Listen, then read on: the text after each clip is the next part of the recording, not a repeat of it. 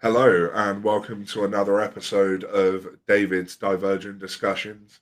I'm your host, David Gray Hammond, and today we are here with Daddy from the punk rock Autistic. So, Daddy, do you want to introduce yourself a little bit, and we'll go from there.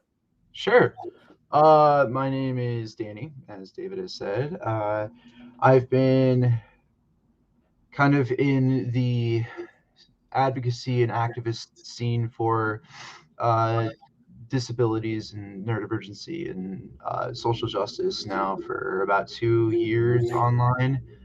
But I myself am autistic, ADHD, and was diagnosed at 27. I'm 35 now, so it's been several years. But Uh, later diagnosis kind of came from my past 15, 16 years of working with the developmentally, intellectually disabled community directly. So kind of went full circle there. But yeah, that's essentially it. I'm on Facebook and a couple of places, and I also work as a neurodiversity consultant where I work with families, individuals, and businesses on training and educating and on what it means to be autistic and neurodivergent. So yeah. Fantastic. Well, for anyone who's watching who doesn't know me, but I should imagine most of you do, I am autistic, ADHD, schizophrenic. I'm an author, activist. I do a lot of things. Jack of all trades. Uh, I work as a mentor. I do consultancy work. But today, as with all episodes of David's Divergent Discussions, we're here to talk about all things neurodivergent identity culture. We get into the philosophies behind it. I think it'll be really interesting because I think you've got some philosophies and understandings that perhaps some of my other guests have yet to espouse. Mhm. So I'm quite interested to really get into it with you. I would like to apologize to people who were waiting patiently at 5 p.m. for this to start. We are using a new live streaming platform, and there were some major technical difficulties that were very easily solved, but it took 45 minutes to do so. Um, Mhm. we were both quite stressed, so we took a minute to center ourselves. So if you're watching or listening live, I apologize for the late start. So, uh, Danny, I know what being neurodivergent means for me as an autistic ADHD schizophrenic person. I'm really interested to hear what what is being neurodivergent to you? What does that word mean for you? That's a great question.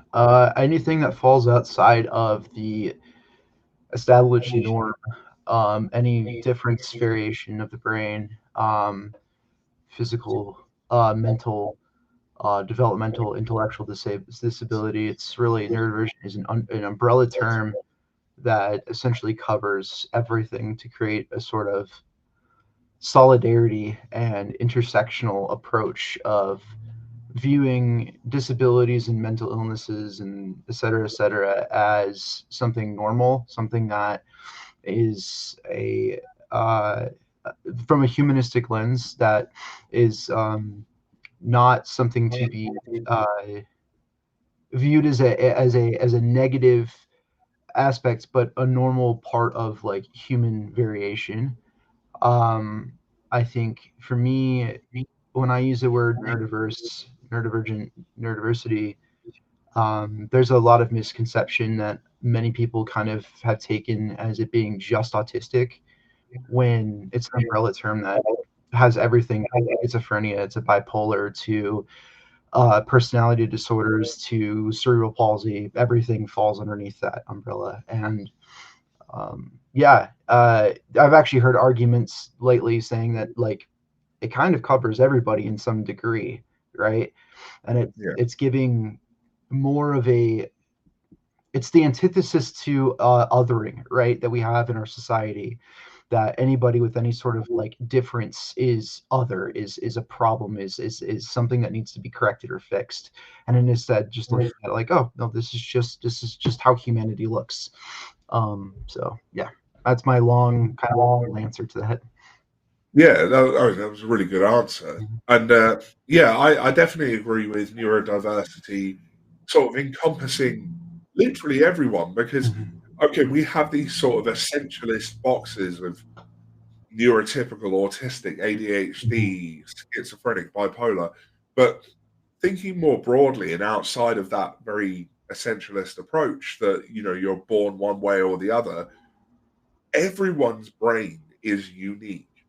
Like Mhm. everyone's body mind has its own idiosyncrasies, has its own wiring. Yeah.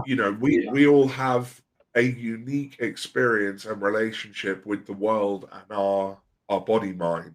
And I use the word body mind, since reading Nick Walker's work, and Mhm. she very much, highlighted to me the fact that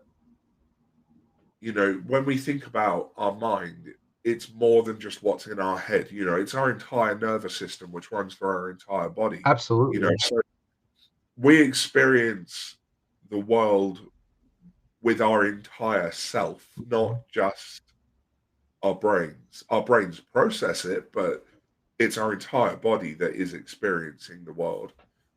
And so, because everyone's experience is unique, everyone's processing of that world is unique.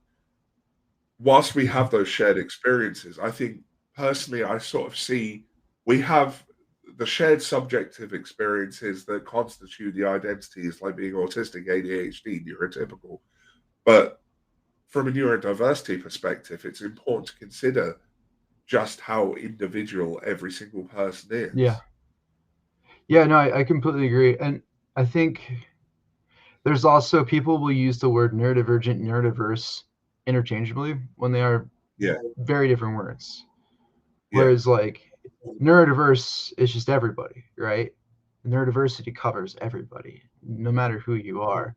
Neurodivergent and neurotypical then would be the distinction between. But then even like I guess it's really like the further we look into people, the more diversity we see within everybody. And it kind of becomes an interesting term that can be defined dependent on I guess the person's own experiences, right? Like for if you were to, take my experiences and then compare and contrast it to somebody who has um little to no little a much lower degree of challenges with navigating through the environment that for me would be much more challenging, they may be viewed or view themselves then as like less neurodivergent or more neurodivergent depending on the way you are. But that I think kind of opens the door to um like you said, like identity issues and it would just then circle back into what we've had an issue, our community have had an issue for a while of like using concepts like functioning labels to distinguish people. Neurodiversity is supposed to be the antithesis to that. It's supposed to be this like view of that like it's not less or more, it's just different, and it's a different and it's subjective and it's relative to each individual. I think it kind of really really brings back the humanity to disabilities a lot, yeah, and differences yeah. between people. And I think that that's really important, isn't it? Because society as a whole has had a tendency to dehumanize neurodivergent people. Mhm. When you look at how we're represented in the media, in the news, Mhm. when you consider the stories that come out, whenever there's some kind of mass tragedy, the perpetrator, there's always talk of, well, they were mentally ill, they were autistic, they were, in some way, there is this othering in that people who do bad things, their brains are different, they're not quite as human as we are, Yeah, and that leads into these ideas that you know people identify as neurotypical, but really there's no such thing as neurotypical. What exactly. exists is cultural normativity, and there are those that can perform that normativity relatively easily, Yeah, and then there are vastly more people, I believe, that find normativity very difficult to perform. And, when you consider just how many people probably find normative values difficult to stick to, um, it makes me wonder if neurodivergent people really are a cultural minority, or whether we've been positioned as a cultural minority because it is politically beneficial for people in charge.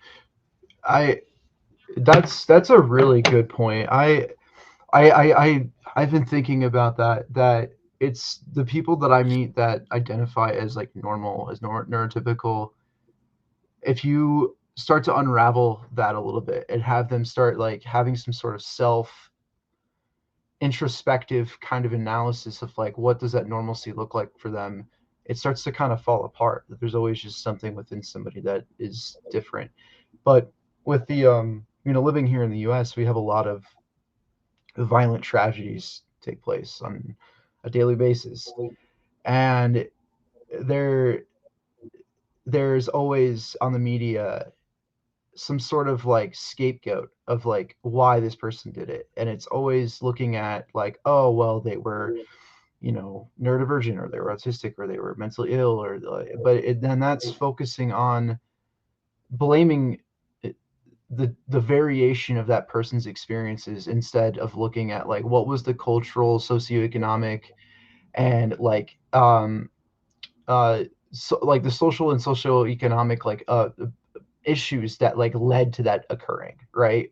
Like, was it poverty? Was it racial discrimination? Was it it could go on and on of anything that could lead those things to occurring. But it always is like, well, the easiest thing is, rather than changing what's causing this problem, let's just blame it on the person who's different. Yeah, I think neurodiversity is the not the cure, but is a fight against that. Yeah, yeah. I think because this is where the neurodiversity movement differs from the neurodiversity paradigm, isn't it? You've got Mm-hmm. the neurodiversity paradigm, which positions difference as a part of biodiversity, which obviously is essential to the survival of a species. But the neurodiversity movement, in its own right, is more of it's activism. It's a civil rights movement. It's a fight back against the world that others us, and sometimes does it in increasingly violent ways. Yeah. And when you trace back the othering of neurodivergent people, you come back to these core normative values, which arose very much from, I would argue, white colonial Europe. 100%. you know, 100%. and it's spread throughout the world, and as that colonial system spread throughout the world and proliferated, we see a rise in these normative values, and they're very much values, I believe, that are designed to serve, like, well, to begin with, a feudalist mindset, that you serve king and country, but then, we've moved over into that neoliberalist mind, self-reliant and, productive, and pay our taxes and produce profit, very much under that capitalist system.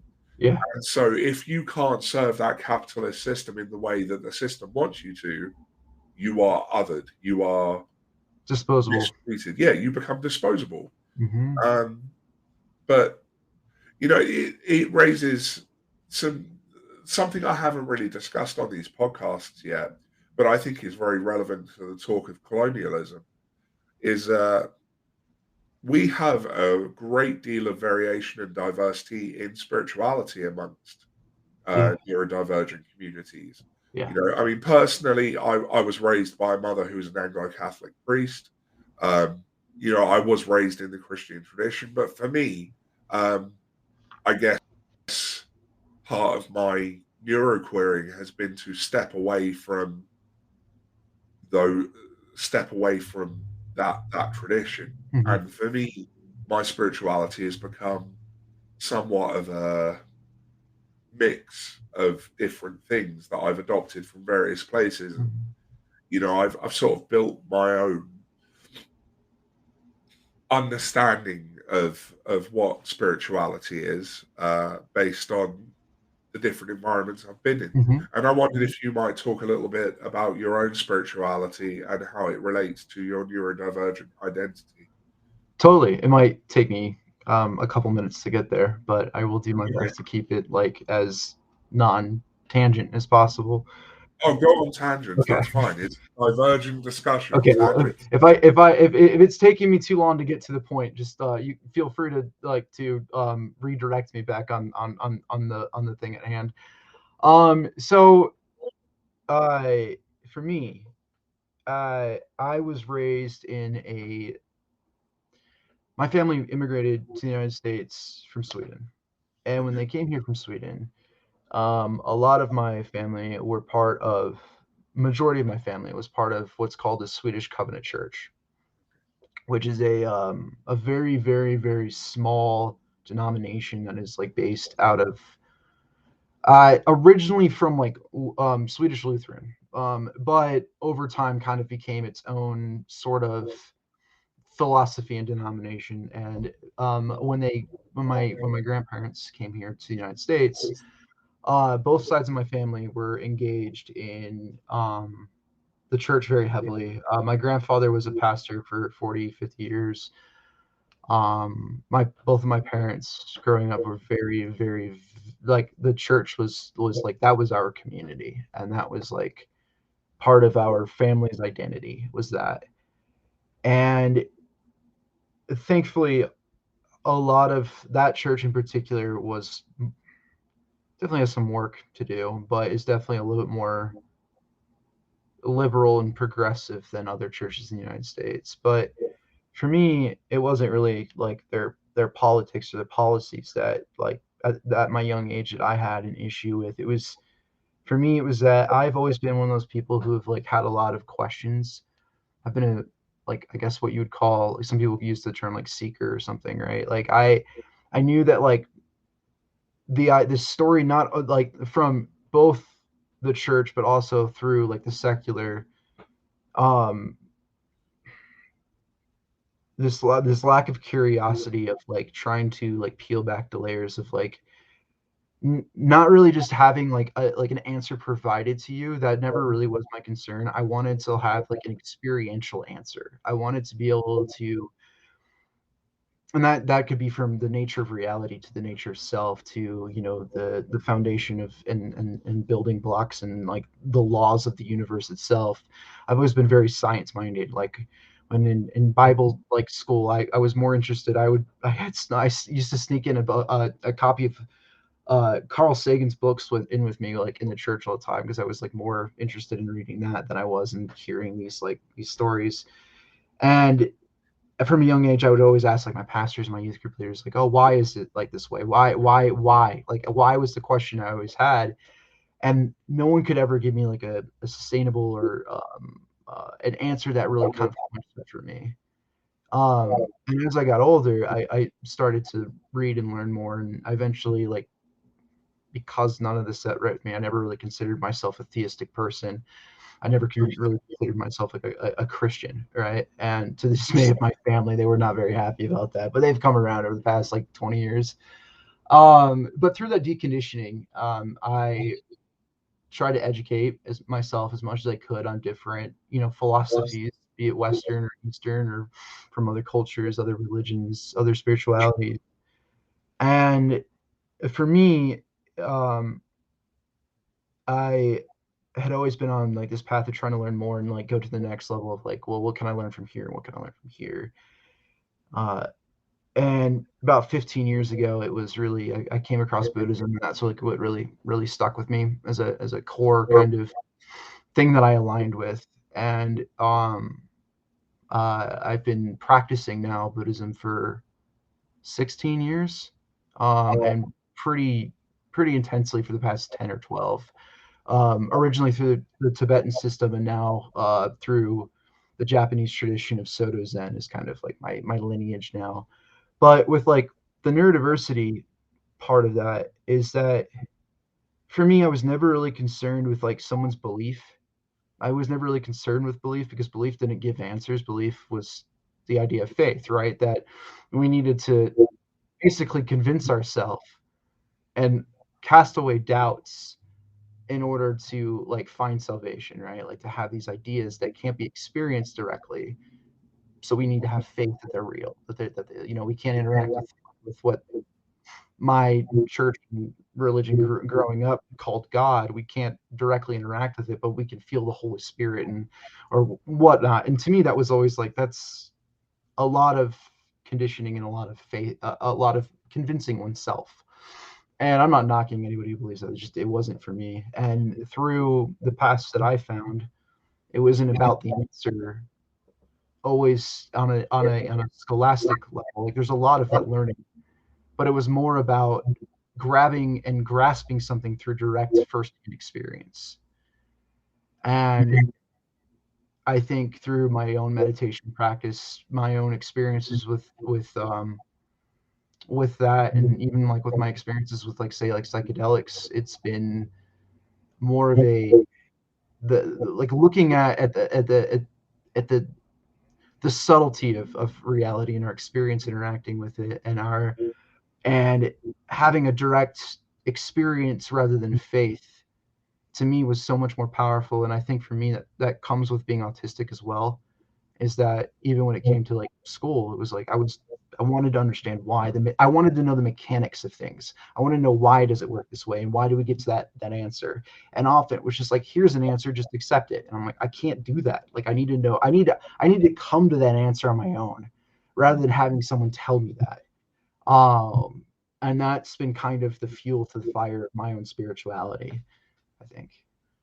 Yeah, yeah, and I think it's really important to sort of make the distinction between religion and spirituality, isn't it? Because religion is sort of like a conditioning system in my mind. It's an institution that Mm-hmm. tells you how you should think and feel about certain things. Spirituality, on the other hand, for me, and I guess from what you said for you, is more about experience. It's about exploration of perhaps higher truths that people don't necessarily think about day to day. Mm-hmm. Um, and I think it's interesting that you mentioned psychedelics in that, because obviously I have my own experience with psychedelics. I Mm-hmm. always try to keep them separate from the discussion I have around addiction, because my experience with psychedelics was very different to my experience with drugs that I was addicted to. Of course, For 100%. me, psychedelics, I mean, obviously the word literally means mind manifesting. Yeah. But for me, it was about simultaneously being introspective and exploring the outside at the same time. For, Mm-hmm. for me, it showed me that there was a spiritual part of me that could understand the wider world by understanding what was within myself, because I am part of that wider world. And not, There's no difference between the two. We're just an yeah, aperture of experience, like subjective, right? So a yeah, subjective aperture of the greater whole. Um, it's funny that your distinction of religion and spirituality is, I think before I go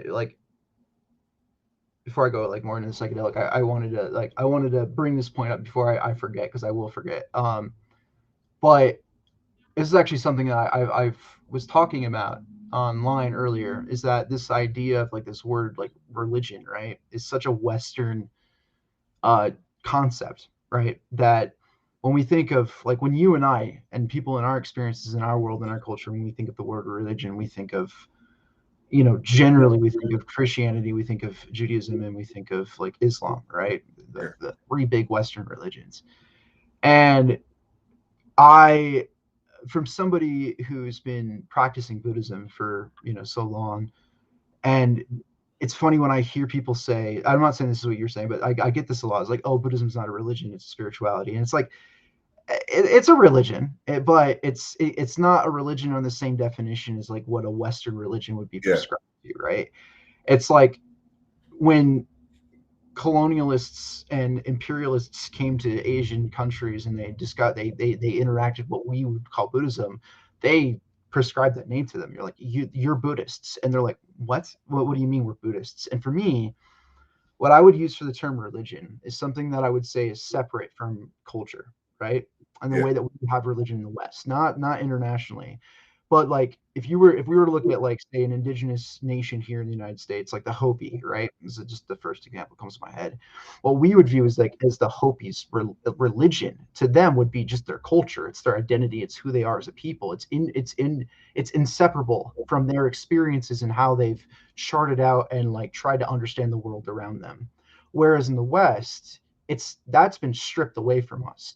If you look like definitely in like pre-Christian Europe with like what we would call pagan, heathen, whatever you want to name it, that wasn't what we would call religion. It was their, it was who they were, it was their culture, it was their identity and their system of understanding the world.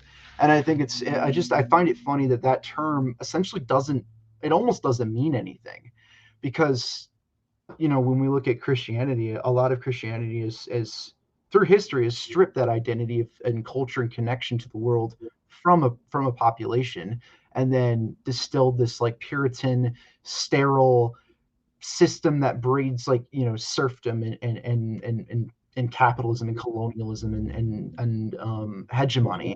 Whereas region, and I'm not saying they're like other regions in the world aren't free from this same criticism, but not nearly to the extent that like we've gotten here in the West. It's funny how English is such a limited language, right? And it's so tainted by like our experiences. If that makes any sense. It does. And it really raises the point to me that, I think one of the reasons that neurodivergent people perhaps struggle with organized religion in the West, at least, Mm-hmm. is because we have this very strong sense of justice. So many of us Yeah, want the world to be fair. And organized religion in the West has become a tool of structural oppression. 100%. Like, when you look back at the history of Christianity, like, people don't understand that, I see a lot of Christians going, oh, we've got to be peaceful. I'm not going to listen if you shout. I'm like, you do understand that the God you worship was literally in temples, flipping tables and violently resisting. But He was an anarchist. Like he had no patience for yeah, any of the that. institution that has arisen that we call Christianity has gone in a completely different direction, and it has become controlling the population, and Yeah. bringing them into line with, once again, those normative ideas of how we should conduct ourselves as a civilized society. And I think that's perhaps where neurodivergent people disconnect from religion, is because when religion is removed from spiritual culture and becomes a tool of oppression, It's no longer religion at that point. it's no It's just longer a becomes a religion, nature. is it? Yeah. Yeah. And Yeah. No, I you're think right. that's really significant to neurodivergent people, because Yeah. the neurodivergent people I have met, we want to create a fair world where people are equal and where people have access to what they need and where people can live their lives as long as they are not doing any harm. It's funny how so many of us are leftists then, right? Yeah. Yeah, there's definitely something to be said about the overrepresentation of leftist politics in the neurodivergent community. And that's not me saying that leftist politics are without their failures. No, of course not. There's certainly groups within leftist groups that have some troubling views. But overall, But if we're going to compare and contrast, like, from the entirety of like the spectrum of like of sociology and politics, like, I would say, the right wing tends to be more in line with authoritarianism, absolutely. individualism and fascism, whereas the left is more about solidarity, socialist ideas of creating a world without border, without like sovereignty, without the collective rather than the individual, because you can't have the individual without the collective. And I think honestly that is the same thing that turns in with a lot of like what you said with spirituality, is that it's the sense of justice and the sense of like right and wrong. It's the sense of like morality is such a weird thing, because I think it is completely subjective and relative, but I think that there's evolutionary factors that exist that are inherent in all of us, that are not there because of like a good person or a bad person, because those are, that's completely relative to the individual and what they define as that, but factors that like ensure our survival as a species, that feeds into like what an idea of ethics are and morals are. And I think that, autistic people tend to see those things a little bit more loudly than I would say non-autistic people do, because um, we aren't as prone to being indoctrinated into the like social conditioning of and social constructs that most people are, I think. Yeah. Especially And I think a lot of those moral judgments and things, they're kind of upheld by the way we conduct investigation in the Western world. So when we look at any particular group, take a minority group, for example, autistic people, or people of color, or LGBT plus communities, there are moral judgments placed. And I think it's because, especially in the West, the way social sciences seem to be conducted by a lot of people is, firstly, they're not part of the group that they're investigating. They tend to take this positivist attitude that there is some sort of objective truth awaiting discovery. And therefore they use these standardized measures that take no account of their own biases or privileges. And you have this detachment from, you have the observer and the subject. And so knowledge production in the West, I'm trying to think of how to put it. There is this level of, we're observing from the outside, but our observations are true, even though they take no account of the lived experience. 100%. That's so accurate. And it's so frustrating because, personally, I don't take a positivist view of things. I'm more of an interpretivist. Yeah. I believe that there's less objective truth in the world and things are far more subjective, because, what I hold to be true is going to be entirely different to what someone else might hold to be true, because I have different cultural experiences, different internal world. I have a different experience and relationship with the world to any other person. So the way I interpret things is going to be entirely different. And I think this is something that the neurodivergent community recognizes far more, with its push to have research into neurodivergent people conducted by neurodivergent people. Yes. We recognize that lived experience, for years, involving lived experience has been seen as like this anti-science, antithetical to what science is. But actually, I think when you're conducting science about a group of people, you have to have lived experience. Absolutely. This was something that I really enjoyed, kind of navigating through in my undergrad. A lot of the studies and research papers and stuff that I did in university was on this like very idea that like our lived experiences doesn't have to be antithetical to science, but it can reinforce and reevaluate the way that we look at science, right? Where if we're, especially from like the social sciences, right, and like the perspective of like sociology, right, is that to be like intersectional and to be to look at the hegemonic powers in the world. We can't, the experience that like I have as a white person is going to look very different than it would be for somebody who is marginalized and more disenfranchised than I am.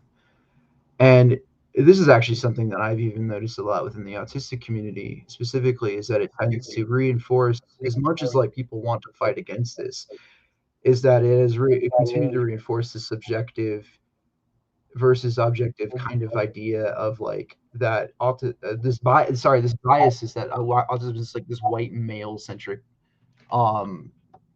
experience, and by that very factor our voices tend to outshine and overspeak and take the platform away from the experience, and speak for the experiences of all autistic people, whereas the experiences of somebody who's say a black trans woman is going to look incredibly different than it is for me, right?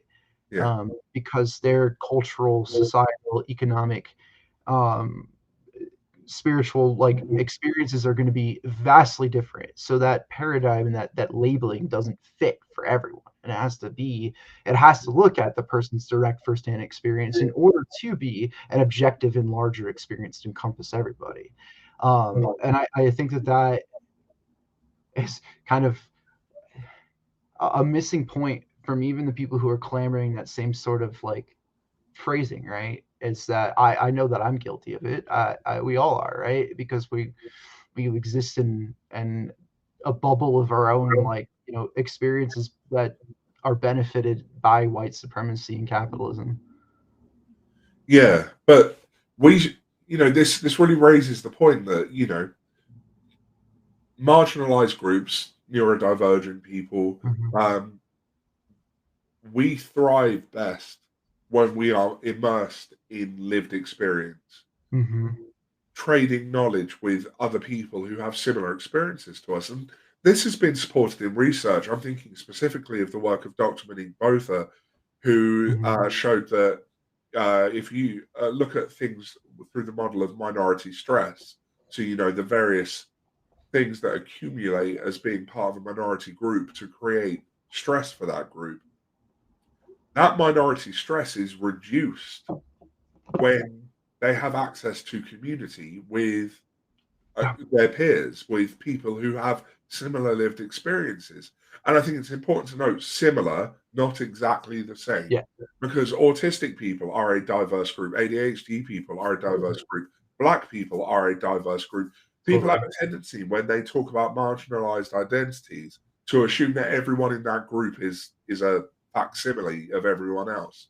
And Right. Yeah. Like it's all monolithic in a non-monolithic group, right? That it doesn't. You're right. It doesn't add up if we look at it that way. yeah, and it's sort of another way that we're dehumanized, isn't it? Because when people when neurotypical people think about other neurotypical people, they don't go, "Oh, well, we're all like each other. We're all exactly the same. We all have the same experiences." Mm-hmm. They understand there is diversity in their own peer group. Mm-hmm. But when they start talking about minority groups, people outside of those minority groups have this tendency to paint with a broad brush and just assume that everyone has the same experiences. And Oh, totally. that's just simply not true. And I think that's one of the most frustrating things, perhaps, about being neurodivergent. What something that happens to me a lot is if I tell someone in my home city that I'm autistic, they'll start listing other autistic people in my home city that they know and be like, "Oh, have you met this person?" I'm like, "Well, no, because we Yeah. we don't have like a communication system. No. I'm not like telepathically connected to No, we're everyone." not the Borg. We're not like assimilated, like in a unimind, right? No, I get like queer and people of color get the same sort of thing too. It's like, Yeah, oh, you're non-binary. Do you know my non-binary other friend? I'm like, how no? Why would no? We don't have like an interconnected telepathic way of like knowing every single person. yeah, yeah. Yeah, And no, you're don't right. even get me started on my queer identity because I tell someone I'm queer and they're like, "But you seem so not queer," and I'm like, "That's not the compliment you think it is." Right. Like, like, Yeah. I use the word queer specifically because for me, my queerness is about more than who I'm sleeping with. It's about more than the gender I identify with. For me, and I think this will lead nicely into neuroqueerness. Queerness for me is about subverting expectation. So actually, if I am not like the stereotype you have in your head for what a queer person or a neurodivergent person should Mhm. be, I'm doing something right because I am trying to not be what's expected. Um, yeah, I have even stopped using specific nomenclature for myself. Yeah. Like I would say neuroqueer, queer is like, and that's pretty much as far as I would go. And if people need to know specifics, I would answer it. And I'm like, oh, well, then you're this. I'm like, well, no, because that terminology itself is creating a sense of identity that's placed on me that I have to adhere to. So I used to say that I was asexual and non-binary, but there's so many distinguishing factors and things that exist within those separate things that are umbrellas in themselves, right? They're a spectrum in itself. And for me, my personal experience with gender and sexuality is inseparable from the fact that I have an autistic brain. Yeah. They're one and the same. My Yeah. experience of how I view myself and my gender is that gender is a social construct, and it has played a role into forming who I am, and this illusion of like this self, right? This concept of Dani is it doesn't exist. I'm not real. I we can go into the philosophy of that, whatever, but the I of like who I am, right, is an amalgamation of all of the experiences that I've had that have built up into this, creating this sense of an independent self. And all of my experience with gender and sexuality, those are also societal formed. And I think that my autistic brain allows me to see what's a social construct and what is actually like an Yeah. objective experience. Yeah. And for me, neither of them really are real. So I don't really need to use a term for it. So like you had mentioned, neuroqueer and queer is just kind of that's as far as I need to go for like Yeah. identity specifics language. And this is something I talk about a lot in my writing is, Mm-hmm.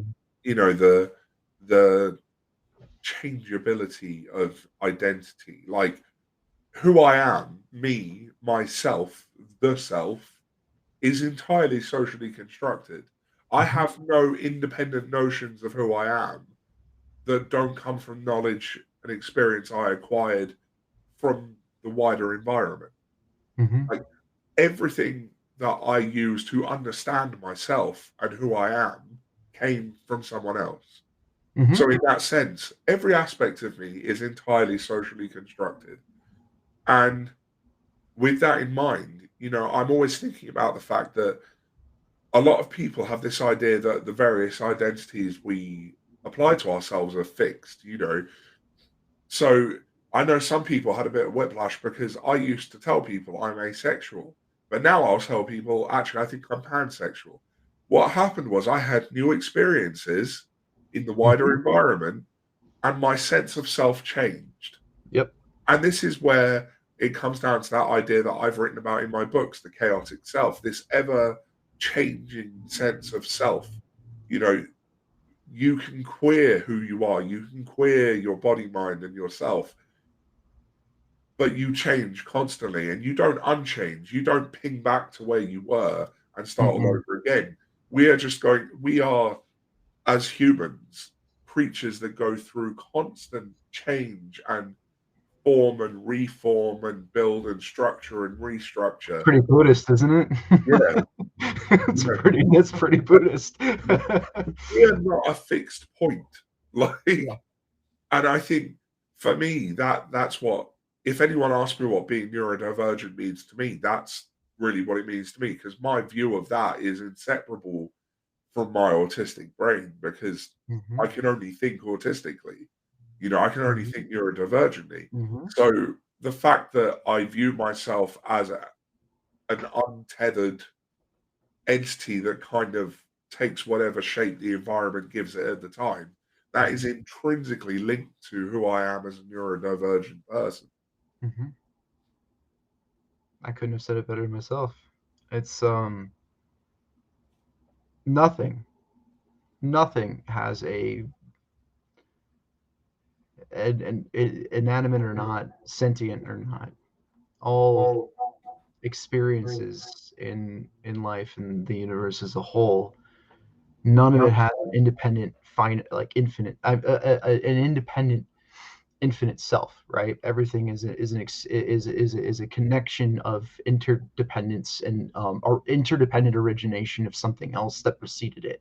Everything is subject to a giant chain, and everything is interconnected. Right? So everything is a mirror of itself too. So regardless of like of how much our grasping wants to have something be a fixed, infinite point that is independently existing, that's fighting against nature. It doesn't work that way. So why should our identities and our experiences be like also be forced to exist in that as well, when that's fighting against nature? It's funny that you mentioned that you went from asexual to pansexual, where I went from pansexual to asexual, Okay.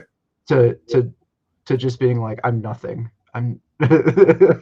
I'm not, there's not, I can't be defined by like a term that's been placed on me, because like our experiences as life can't be defined, right? Like it's this whole idea that we have to have all of this like specific terminology and identity attached to terminology is such a a, a capitalist Christian kind of idea, right? That even the very way that we go about like giving validity to experience of reality is by naming objects, right? Yeah. And that the very act of putting a label on an object creates a distinction then between subject and object, when in reality there is no difference. That barrier between self and other doesn't exist. Yeah. It's only by the placing of the forcing of it being now an object now creates that division, when reality doesn't work that way. Yeah. And it kind of comes back to that point about sort of religion and spirituality, and it raises a point to me.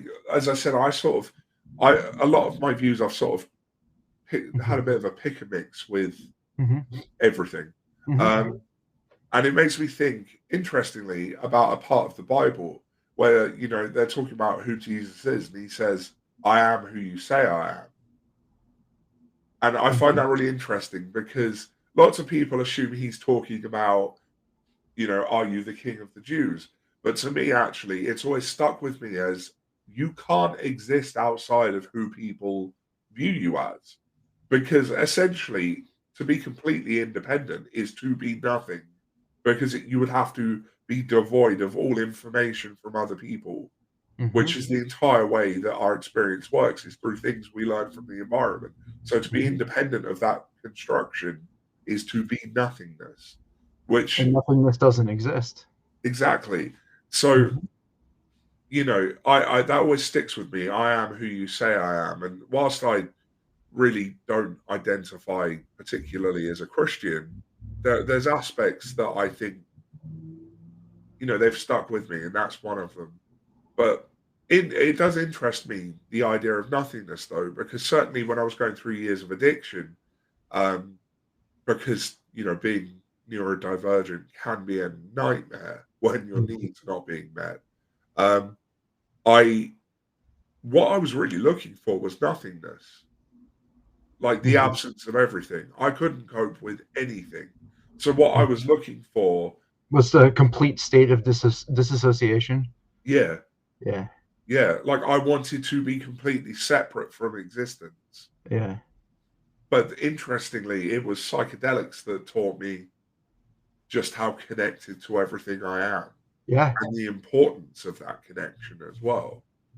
In in Buddhism, there's this term in Sanskrit, it's sunyata, and in English that roughly translates to emptiness.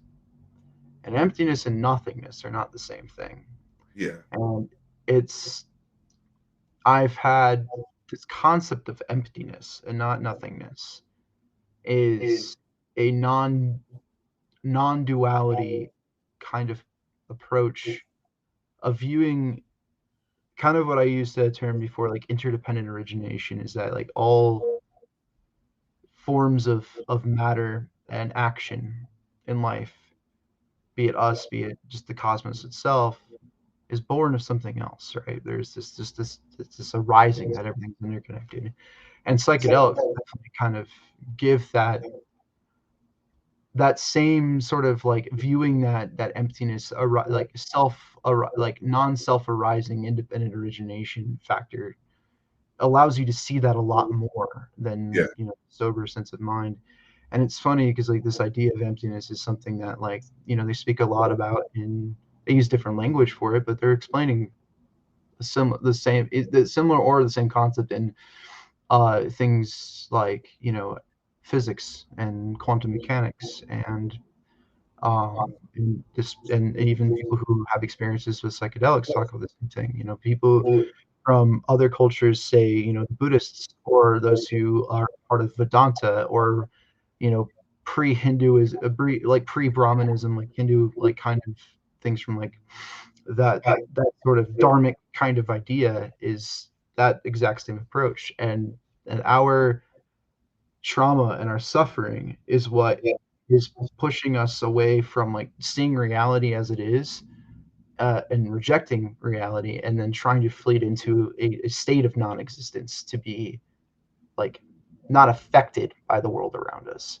So when you talk about addiction, and those who I know who've struggled with addiction, family members, and even my own clients, is something that they talk about a lot, is this need of wanting connection to emptiness, but instead falling into a cycle of needing nothingness because everything is just too much to handle. Yeah, and I always talked about, I used to keep these detailed journals of what I'd taken, how much I'd taken, what combinations, how it affected me over time. I treated myself like a science experiment. I've done the same. I remember once my key worker at the Drug and Alcohol Service said, "What is the actual goal of this experiment?" And I just said, "Oblivion." Like, I could not. There was no better word for it than that. Really, that was my goal. But I think you're right. I think maybe what I've always needed is emptiness rather than nothingness. That ability to lift the trauma out and have space for myself. Exists in equanimity, like pure equanimity, right? Yeah. And from my perspective of that, of like needing emptiness, it doesn't mean it's devoid of anything. It captures everything, because everything comes from that, right? Yeah. Is to be to reconnect to the sense of like source of all things, and that equanimity, I think, in my mind, in my experiences, is like the most complete form of compassion.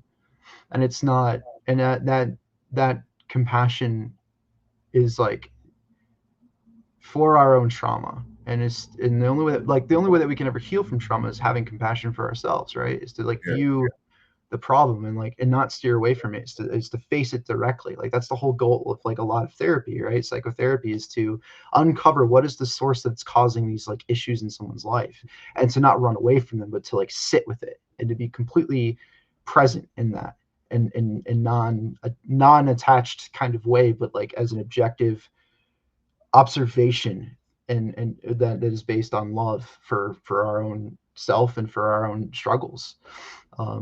Do you find that like your experiences with psychedelics made that a little bit easier for you to kind of navigate that space? My experiences of psychedelics are an interesting one, because I won't lie, some of the experiences were almost traumatic in their own right, but different to what you'd typically view as trauma.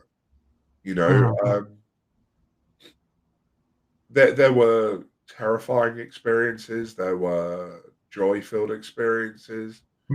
There were experiences, most of them in fact, which I cannot put into language. Yeah, ineffable. I always try and explain. A lot of people actually have asked me about my experiences with DMT, and there is no good way of explaining those experiences to people. So Bruce Lee used to use this, like, and this is actually like an old Zen Buddhist term, but it's the finger pointing at the moon. Is that to describe it is to then, like I said before, is to put labeling and creating an experience that is ineffable into words. Now somebody else who's interpreting that their mind is going to visualize something. It's going to put meaning onto it that isn't the experience. It's a simulation of that experience. And the finger pointing at the moon is that like the teaching, the wisdom of an experience is the moon, but we're someone is pointing at it, we're not paying attention to the moon, we're paying attention to the finger, and we're missing out on all of that, the glorious experience that can come with that. So if my experiences with not even just psychedelics, but like some of my experience with meditation. Like I can't put into words what that experience is like, because it's no longer me that was experiencing that DMT trip. It was the observer. It was consciousness itself beyond self, right? It was just pure awareness. I've always told people that my experiences with dimethyltryptamine was the experiences of death, and Yeah. and that death wasn't fear; it was liberation in its purest form. It Yeah. was it was a reconnection to the source and the ground, the primordial ground of all things. Yeah. And I can't put that in words. It's as far as I can go with it. I could, we can talk about, pretty colors and fractals and geometric shapes and, weird entities that exist and play pranks on us in that space. But it's like none of that is like that. None of that does that. The words don't do it. That's the very surface of it. Like, It's very surface. Yeah. there's no good way to describe the complete dissolution of the self. Like, And and I think going back to religion, a lot of religions have tried, and people will give a teaching on like, hey, what you think is real is not, and you are in fact the entirety of the cosmos experiencing itself subjectively as an aperture temporarily, and you're not real. People will then create a religion out of that, right? yeah, Like in a lot of the Gnostic texts in the Bible, the language that Christ used was very different from post Council of Nicaea New Testament Jesus. yeah, He wasn't saying that I am the temple of God. He's saying, that God himself is you, that you are not the creator deity. You're not like it's not monistic. It's just that experience that everybody has an eye, right? That awareness itself is everything. And yeah, to dissolve the delusion of being separate from everything is, you can't really write that down on paper. But we are the universe acknowledging itself, essentially. yeah, Um, Carl Sagan said essentially the same thing, that we were just a way for the universe to know itself subjectively for a short period of time. I'm yeah. paraphrasing, but Or essentially to that's put it another way, when dust explodes hard enough, it wakes up and thinks about itself. I like that. I like that. I like that a lot. Oh man, yeah, no, that's a really good analogy. It's Yeah, I will level. I saw that somewhere on Facebook. It was like one of those meme things, yeah, but it didn't have any creator credited. It was just like text, and it said when dust explodes hard enough, it wakes up and thinks about itself, and that stuck with me. that. Are you familiar with the term koan? Like what a koan is? Or have you heard this term before? I haven't heard that term. Okay, so Zen Buddhism, like specifically in Zen, is part of Mahayana, right? And that's like one of the three main vehicles of Buddhism. But specifically in Zen, there's this idea, in Rinzai is a particular like lineage of Japanese Zen, and some Soto schools use this, but it's primarily in Rinzai. They use this idea, this training, right, and this mind training. That is called a koan, and it's essentially breaking the rational and logical thinking and analysis of the mind, and inverting someone's awareness and thought in on itself. And a lot of them are very paradoxical questions that are kind of like asked from the teacher to the student, of like, one that's really well known that I think is lost kind of its importance just through pop culture, or just language itself, is like, if a tree falls in a forest and no one is there to hear it, doesn't make a sound, right? Or like, what is the sound of one-handed clapping? Is that there's really not a logical, rational answer for that, but an experiential kind of observation and sharing of something. And that question in itself that you about dust is really a koan, is that like something that is ultimate truth, right? Ultimate reality, ultimate experience of like, not like our conventional navigation of the world around us, but like the ultimate, like what it actually is, we can't explain in words. So in order to direct someone's mind into seeing that, we have to kind of invert that experience, to kind of break it a little bit, kind of f up the brain a little bit, to make you like kind of see it, like they call it true pointing, right? Like the true pointing at things. And yeah, that dust analogy fits perfectly with that usage of like what a koan would be. That would be like the answer, I think, to something rather than like a question. But Yeah, that's I love paradoxical questions like that don't really have an answer. yeah, yeah, yeah. It always makes me think of there was a Greek philosopher called Zeno who did a bunch of different paradoxes, and one of my favorites was the dichotomy paradox. Mm-hmm. The idea is, you're traveling from point A to B, so you get to halfway, but then you have to get to halfway again, and you can keep halving infinitely and never actually arriving at your destination. So how does one arrive at your destination if you're forever traveling to the halfway point? Exactly. That also kind of reminds me of what the ship, the one philosophical exercise of like, if you slowly replace one piece of a ship over and over and over again, at what point does that like ship that you're like, you take a piece and you build a new ship with it, right? You keep switching it out and switching it out. At one point, does that new ship become a completely different like ship? Like, where's the source of its like original form? Does it still exist, or has it been completely replaced?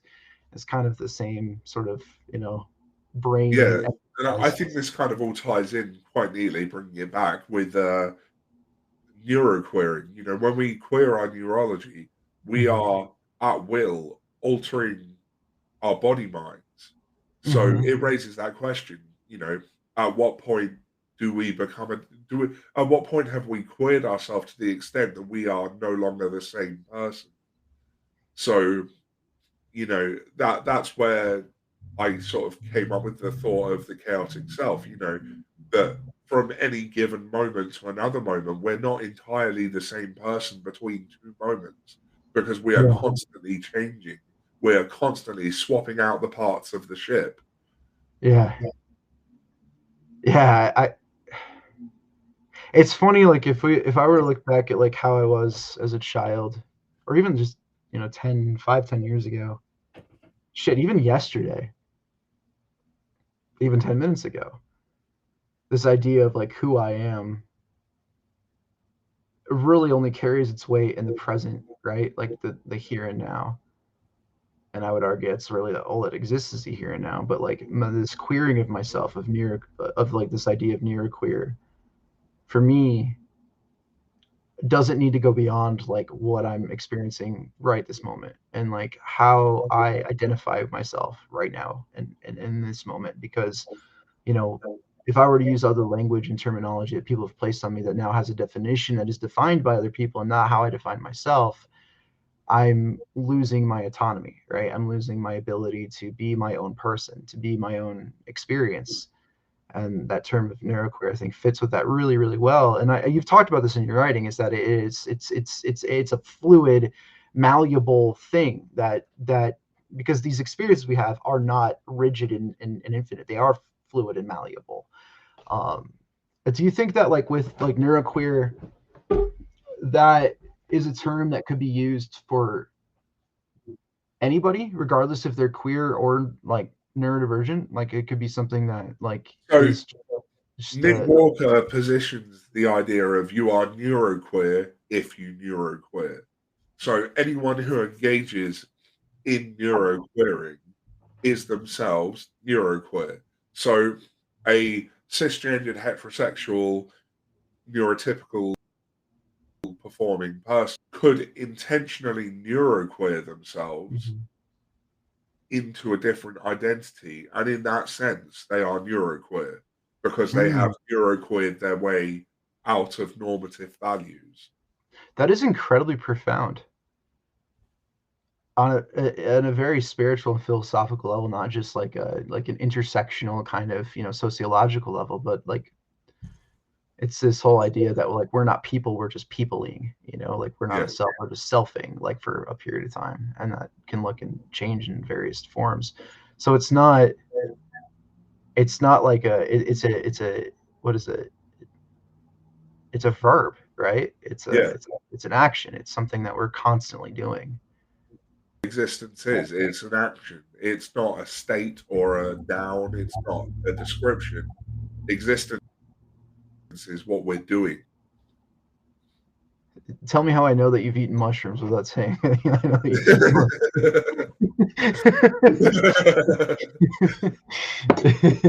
mushrooms. So I like that a lot. That's great. It's funny. I can always tell when I have conversations with people who have like had, an experience that is completely dismantled their like preconceived idea of what things are. When I like, and that could be people who I know have like gone through like, like intense, 2 week total isolation meditation, like Vipassana retreats, or somebody who has taken a gratuitous amount of psilocybin. I'm like, you've peered into the void. You're kind of seeing things as like constructed. You're no longer seeing the entire Subway sandwich. You're seeing all of the different trays that have all of the different pieces kind of building the sandwiches itself. Like it's like the at Subway they call them what, like sandwich artists. Like it's kind of like, oh, you're a sandwich artist now. You see things as the pieces make the whole, and the whole don't make the pieces. Yeah. Like, And so our queer experiences can be viewed in a very an important part of my sandwich artist journey, which some people struggle to wrap their head around, is like being schizophrenic. I was Like, just gonna ask, how does schizophrenic, like what is that? How would that make your experience different from somebody who isn't schizophrenic, such as myself? I'm glad that you brought that up, because that was my next question for you. I mean, I always describe myself to people as my brain is 1 foot out of reality at any given moment, but that's not actually true. It's like my brain is 1 foot further into reality Mm-hmm.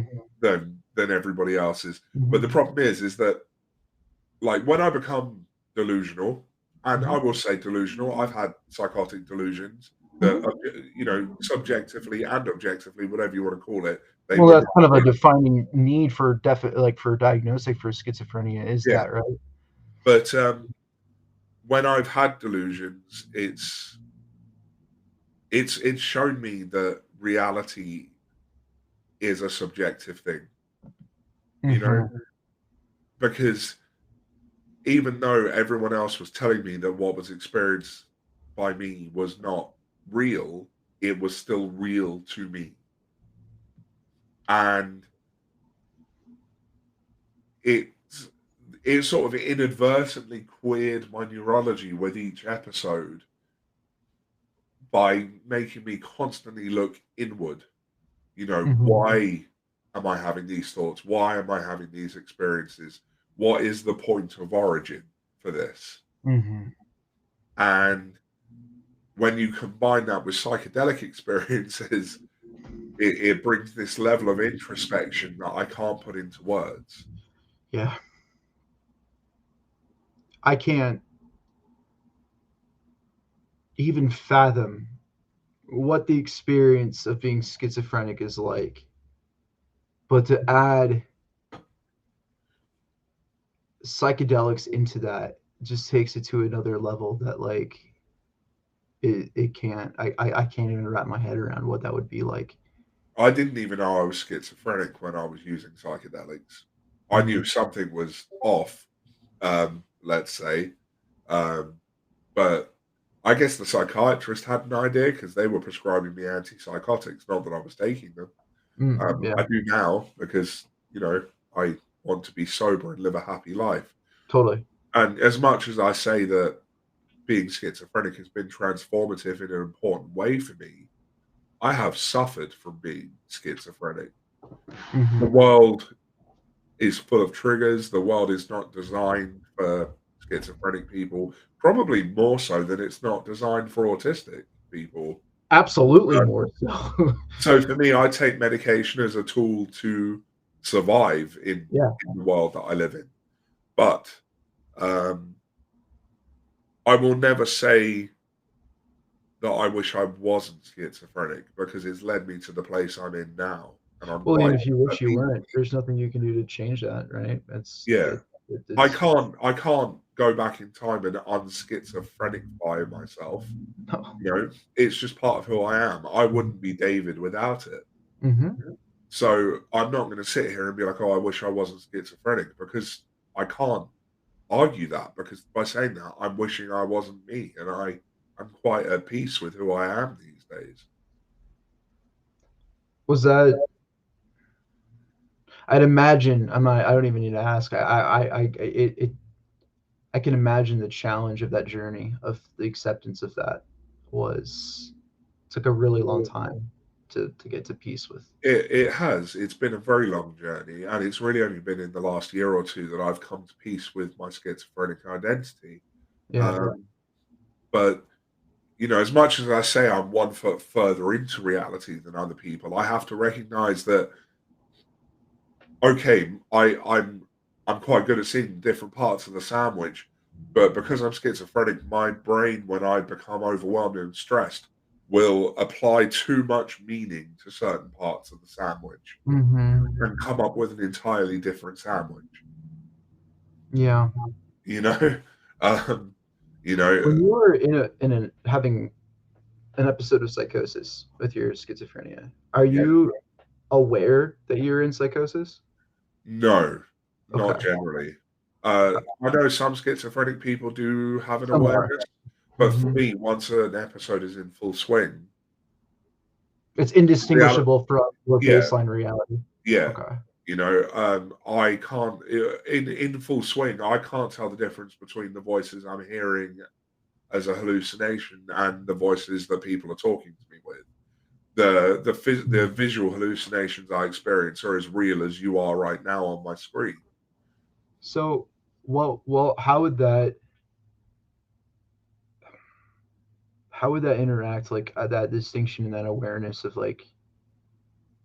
having these experiences, what like on from a psychedelic perspective? I know for me personally, like when I'm in a and I'm not comparing, psychedelics to Yeah, psychosis, but I definitely have been in a turbulent waters with the psychedelic experience that has definitely probably emulated some forms that people might experience in psychosis, right?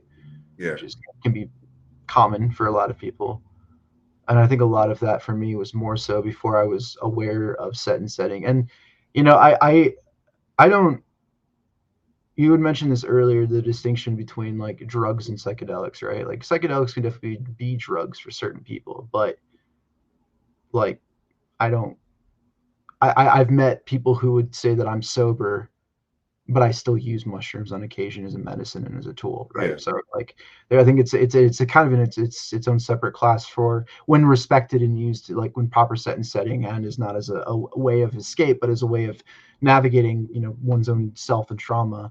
yeah, But there have definitely been experiences before I understood that when I was younger and not having proper set and setting protocol, that there were moments of what probably would have been more than just like a hallucination through being high on this drug, right? But for somebody who have this different experience of reality, when you throw, say, LSD or mushrooms on top of that, does that make does that intensify the experience, if of your schizophrenia? So I'm trying to think of how to explain this. In a psycho, it's kind of like you're watching a TV screen, but there's a lot of static and you're quite separate from it, and Mhm. things feel very unreal. Whereas psychedelic experiences for me, it's like a TV that's so high definition that I have stepped into the screen and can see every minute detail. Yeah, or you're aware of your own experience.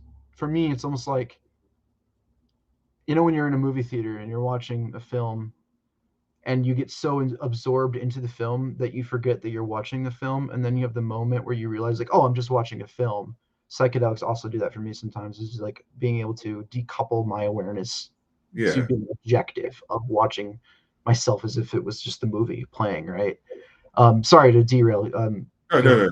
That's okay. No, I mean, one thing I will say is that it makes me laugh that in sort of like the 60s and 70s, they were encouraging psychology students to take psychedelics to understand schizophrenia. Yeah. Because to me, psychedelics show you the connections that are there. Psychosis is about the connections that are not there. That makes sense. Yeah, that makes a lot Like, of sense. so yeah, like there are parallels, but they are also two wildly different experiences at the same time. Totally. Yeah. They're not binary by any extent. Like they are intertwined with each other. I should imagine similar functions in the brain probably underlie both experiences, Mm-hmm. but they are different experiences. Mm-hmm.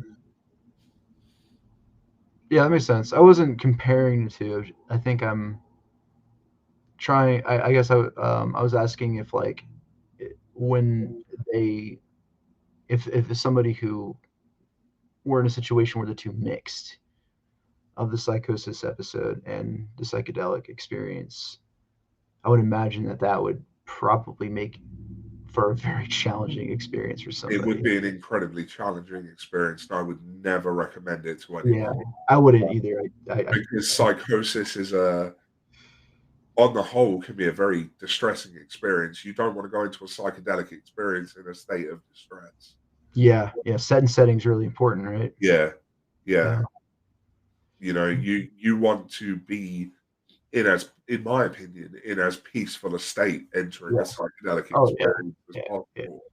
possible. For me, it's like cuddled up in bed with a good record on and like my phone off, and completely alone with the windows open and some sunlight and maybe a nice walk in the park, but Yeah.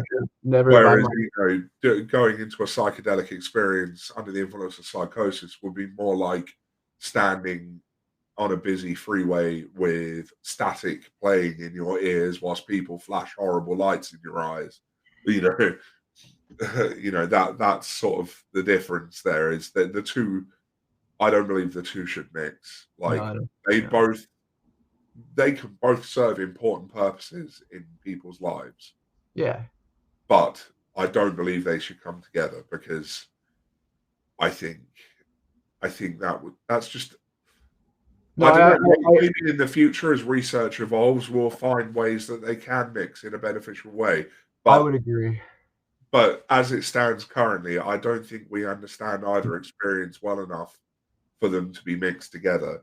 I It'd would be like very taking strong. two unknown elements and throwing them in a jug together. Yeah, you just have pure chaos. Yeah. I would very strongly agree with that. Even like, you know, folks I know who are like, hey, I want to try this, I really want to have this experience. And I would, depending on the individual, have told people like, I don't think you should. I don't think that you are in a space where you'd get a really good, you'd get benefit out of it. It would damage, it would cause more harm than good. I have And that, certainly met people where they've talked to me about it, and I've said, "You are not a person who would benefit from this." yeah, it's funny. If I have like a journal that I've kept like during those experiences, and um, it's yeah, I personally feel that I've never this idea of a bad trip. I've never really had one. Right? I've had really terrifying experiences on some of these substances, but ultimately that was a teaching experience. It wasn't the substance that gave me a terrifying experience. It was being faced with my own inner demons and trauma Yeah, that did right. It just allowed me to kind of pull into the subconscious and push things forward. It's like these are things that you need to address. These are things that you need to work on. And that to me is the benefit. But if someone is not in a place, mentally where they're able to navigate that, it could do permanent, irreversible harm. And I think it definitely needs to be very, very, very well respected and researched and knowledge. And you need to know what you're getting into before you jump as ship. with any trauma therapy, you have to be prepared for the fact that things will feel worse before they feel better. And Absolutely. if a person is not prepared for the challenging part, then they are not ready to face that trauma. And one thing I have learned from psychedelics is that they will make you face that trauma. Yeah, I agree completely. They'll this whole like when we were talking earlier, I think before we were on camera, we were talking about identity, right? And identity politics and identity like being such a strong attachment for a lot of people, especially within any form of like activism or advocacy. There's this attachment to identity, and that leads people often to leading by emotion and reactionary, like being reactionary rather than seeing things as they are. Yeah. I definitely think psychedelics have helped me with that, but I think it's a good segue because I know there's a topic you wanted to cover. What are your like experiences? How would you how do you feel that like the nature of identity can be both a positive and a negative for activism, and can, because I think lately I've been noticing that there's parts of it that I feel have been more of a detriment and a creating a stalemate in progress in I advocacy. I think the issue is the way that all of our identities have been politicized. Yes. You know, like you can't have an identity without there being some kind of politics associated with it anymore. Mhm. And because of that politicization of human existence, every identity, every cultural group has started developing its own normative values. They Mhm. might all be wildly different from each other, but every cultural minority, every cultural identity has its own values and beliefs of how things should and shouldn't be done. Mhm. And that's where we start to have a problem because the world is not cut and dry. No one fits Mhm. perfectly into these boxes. So where you have normative values within a person's identity, you will have people existing at the periphery.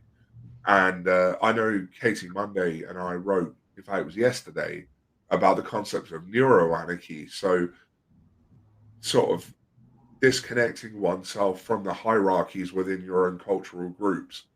So accepting that, you know, you are not a collection of identities, but a single person who belongs to multiple identity groups. Mhm. But at the same time, recognizing that you are going to be on the periphery of a lot of those groups. So perhaps it's not necessary to adhere to every normative value of every single group, but instead to construct yourself from the bits that are most relevant.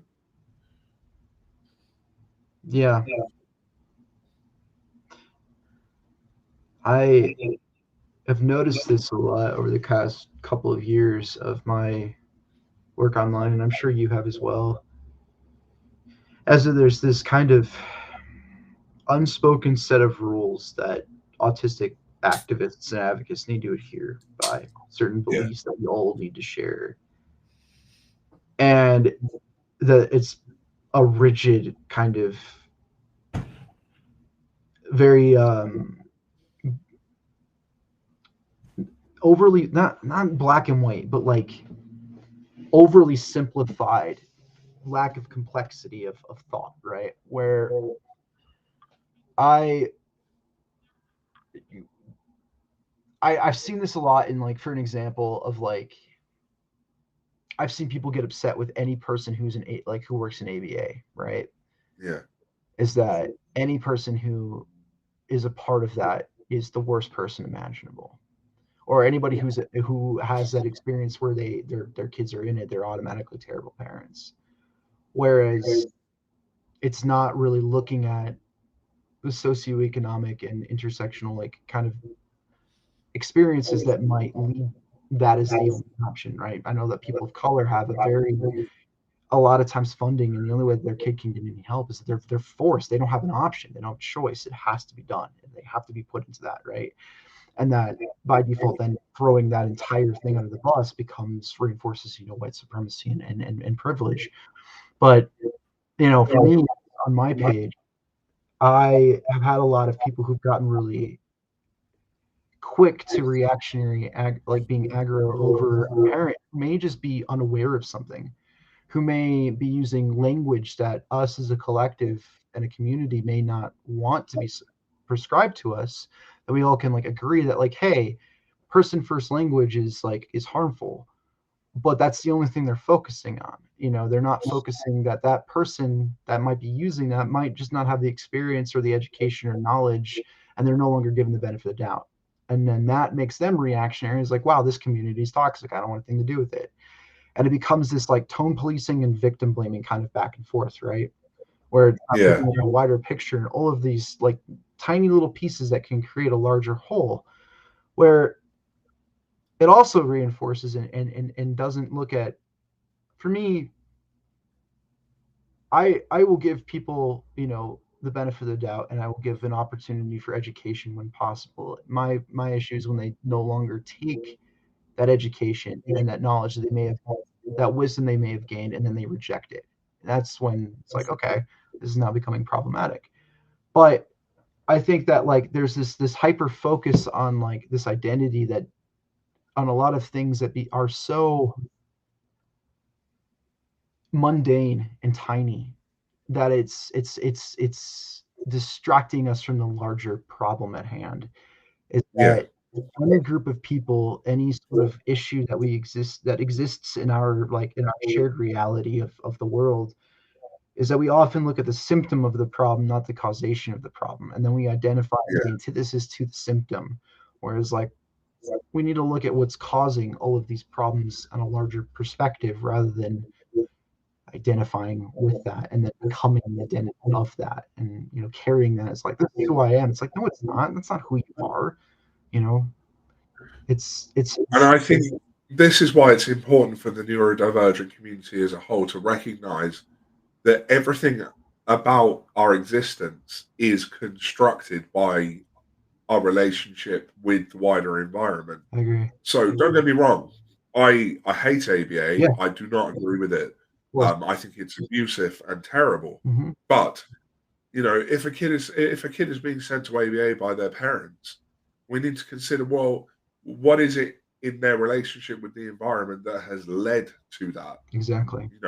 How can we create an environment where it's possible for them to step away and remove the child from that situation? And often Are we?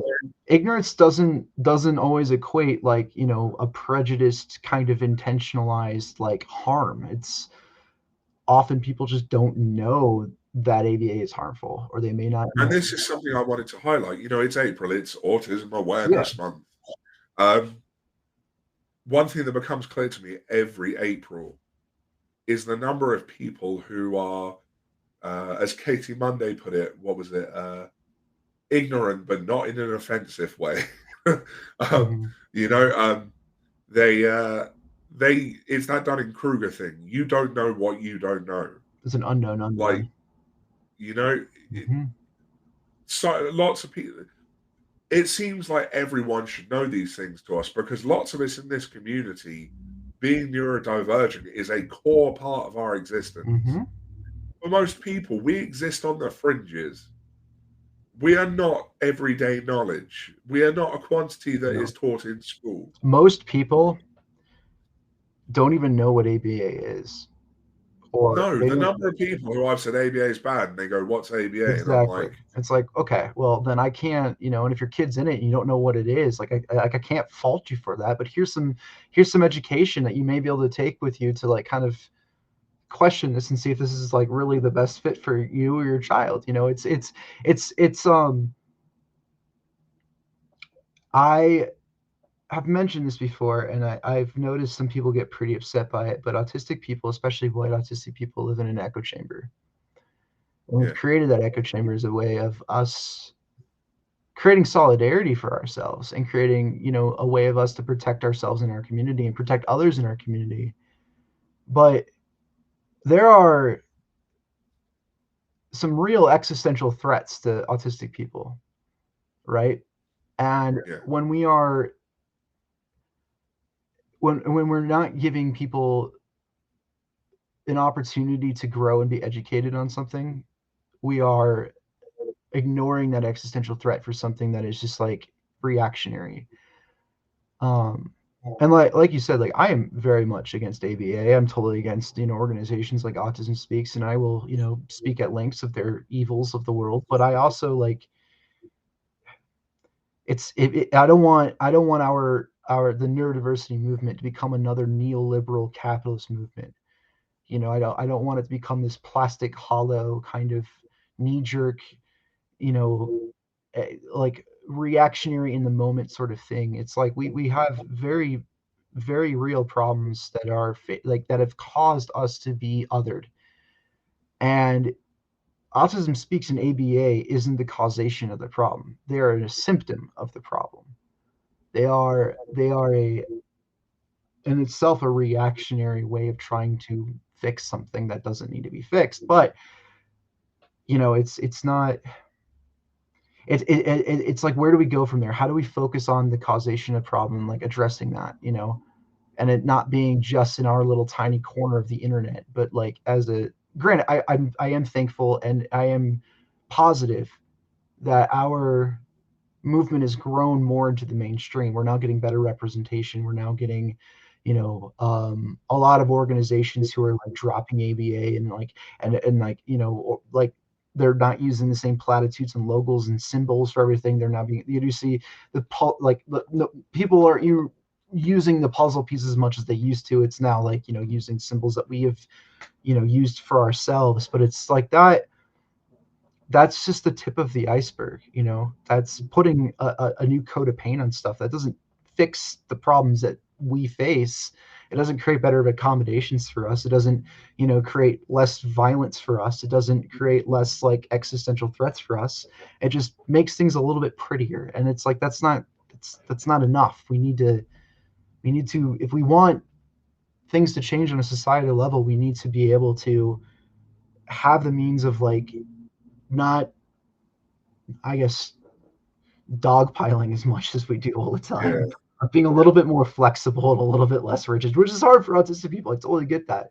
And we have such a firm sense of justice, right? But like we can't let our sense of justice also be our own enemy at the same time. If that makes sense. Certainly I've been guilty of all this, Yes. especially in the early days, and still, you know, I can think of times recently when, you know, I've had a bad day, seen someone post something I disagree with, and my brain just goes, let them have it. Fight. Like, you know, but, Mhm. you know, this is why I widely identify myself as what I'd call a neurofuturist.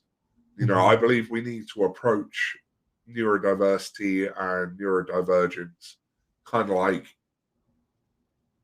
it's a field of scientific pioneering almost. You know, Mhm. we need to experiment with knowledge production. We need to experiment with new concepts. You know, we can't just keep packaging and repackaging the same few concepts over and over. We can't allow ourselves to be boxed into what is safe and comfortable. We have to look for new things. We are a civil rights movement as much as we are a minority group, and A science movement. you know we we have to embrace the fact that things change over time, Mhm. and with it comes new knowledge. Mhm. um, I'm very aware we've been going for an hour and a half now, which is definitely the longest podcast episode I've ever done for this podcast. Mhm. So I think it's probably a good point to wrap up, unless you had any final thoughts. Um, Not particularly. I think it's really popping out. Um, do you want to end it, or maybe give the audience a little bit of? Did you want to do like Q&A at all, or do you want to just like end it here? I would have done Q&A, but it's probably been going on a little while. So I will Oh, apologize that we don't have time to do a Q&A with the people watching live. that's okay. But I think this is something that we should continue. You know, in the future, I would love to continue to do future meetings and podcasts with each other. absolutely, and I certainly look forward to them. But in Hmm. the meantime, thank you to everyone who has come and listened. Thank you, Dani, for coming and being an amazing guest. Oh, If thanks. you have not checked out Dani's page yet, their page is the Punk Rock Autistic. You really should go check it out. It's a fantastic page. And just thank you to everyone who's listened. Thank you to everyone who is listening after the fact when it's on Spotify and everything. Mhm. Um, I don't know what the next episode of David's Divergent Discussions is, because in typical neurodivergent fashion, I kind of just do this randomly. And so I can't tell you who the next guest is, but I'm sure it'll be interesting, to say the least. Mhm. So thank you everyone for coming, and I will catch you all in the next episode. Thank you, Dani. Goodbye. Mhm.